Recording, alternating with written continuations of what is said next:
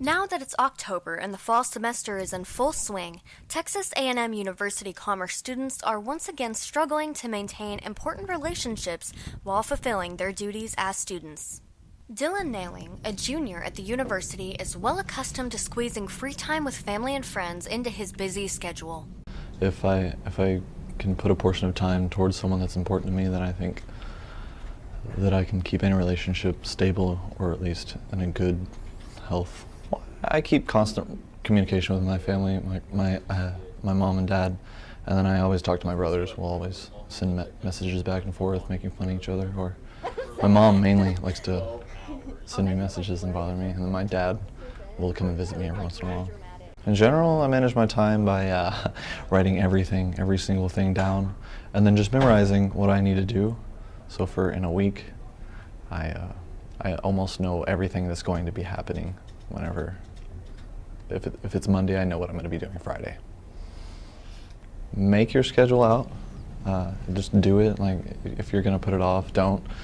Make your schedule out and even micromanage everything. If you're going to eat, or if you're going to sleep, if you're going to study, just put it out for the first time. Obviously, you won't have to do that in the future, but just super micromanage and then cut it down after that, because you'll get used to it. While upperclassmen might struggle with personal aspects of college life, university freshmen are experiencing a culture shock, with most of them being on their own for the first time. As a part of Spear Den, I was also part of my fraternity.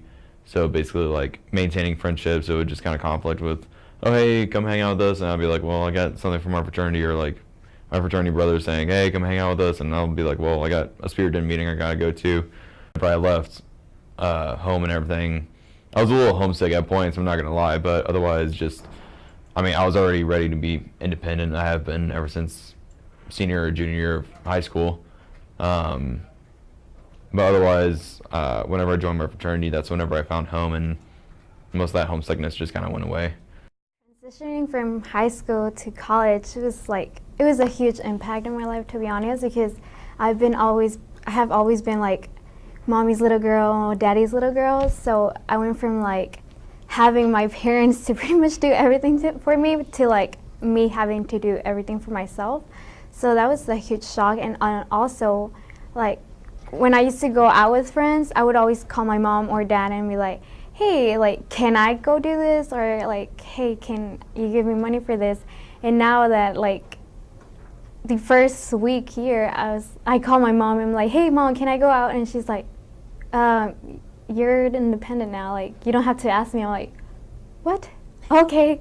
And then that was a huge impact for me. Okay. While the struggle of maintaining distant relationships stresses many students out, some argue that it's good practice for life after college.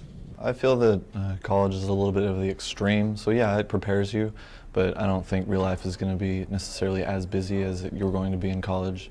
College is exams, tests, studying, and everything. Real life is you go to your job.